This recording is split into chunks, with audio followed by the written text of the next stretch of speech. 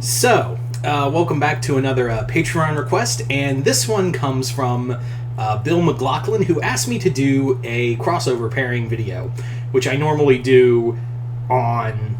I've now made them exclusive to Patreon, which, if you'd like to check that out, along with getting a request done for yourselves here on YouTube, just hit the link below to my Patreon and join the 4th tier, where you can not only send me a request, but you can also check out the exclusive content over on YouTube. Over on Patreon, excuse me.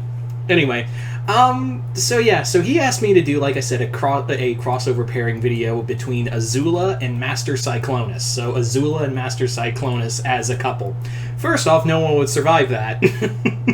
Now, I think the reason why he kind of came up with this idea was because I had done a video of Celestia Ludenberg from Danganronpa dating Ulrich from Code Lyoko, and how much of a trash fire of a relationship that would be. So Bill, I imagine in his infinite wisdom, decided, you know what, let's go rock on down to Electric Avenue, and then we'll take it higher. Azula and Master Cyclonis. Now, obviously, the fandoms basically said that Azula is not into girls, and at the same... not into boys, excuse me. And at the same time, Master Cyclonis has been kind of... even the creator kind of hinted that she was either bisexual or a lesbian. So, I mean, she got really close to Piper, I'm just saying. So, imagine these two young tyrants getting into a relationship. Now, obviously, I think, like, let's say hypothetically, the Fire Nation and Cyclonia met. Like, let's say they both ran into each other and they just met one another, and we have the age-old marriage, unity through marriage thing, the old European way.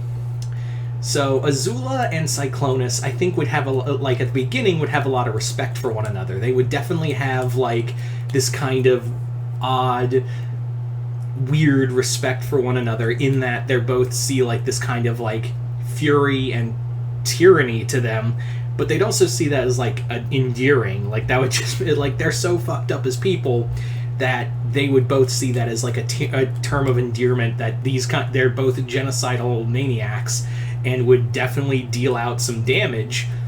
That's a sentence. And these two would find that kind of hot. Like, I imagine, like, Cyclonis torturing someone to the point of death, and Azula's just like, I am so turned on right now. Likewise with Cyclonis, where she would watch Azula burn a guy alive, Scorpion style, and she would be like, I'm a fucker. Yeah. That's probably how it would go. I imagine that's probably how that relationship would go. Now, obviously, this would not last long. This is a relationship that would probably go down like a nuclear bomb, and it'd literally drop like a nuke, because it would be exciting and flashy, and then end with devastating results. Because Azula and Cyclonis are both vastly paranoid. They're very much incapable of ruling through love. It's more rule through fear.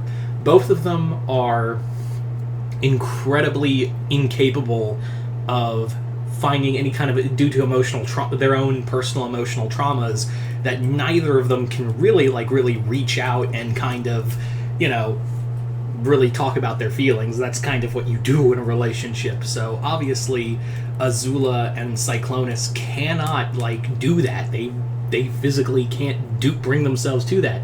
And you could say, oh, but what about Azula on the beach? That was more like it got forced out of her, and she immediately was like, yeah, she was right. Oh yeah, my mom was right. I'm a monster.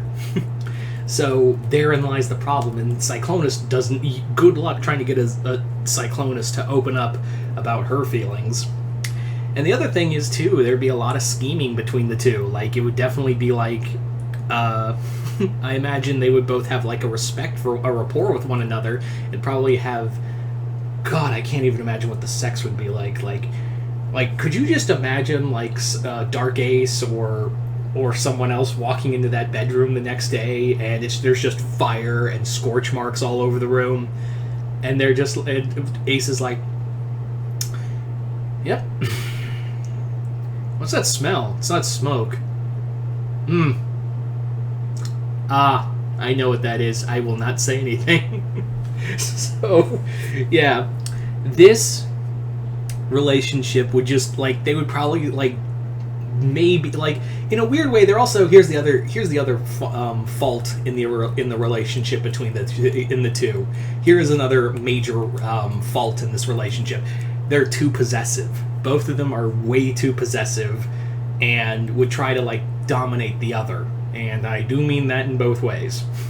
They would both try to, like, one-up each other and constantly, like, try to isolate the other, and good luck trying to control the other. It's literally the two most toxic personalities you could ever think of trying to form a relationship. And it's in the end, it's two tops trying to top one another. That's not going to work. That is not going to work in any way, shape, or form. So yeah, this relationship is doomed to fail. It's legit doomed to fail. Let's put it that way. So you guys tell me in the comments below, what do you guys think it would be like if Azula and Master Cyclonis got into a relationship? Do you think it would be forever, or do you think it'd go down in flames? Yes, I'm referring to that song. Just comment below, let me know.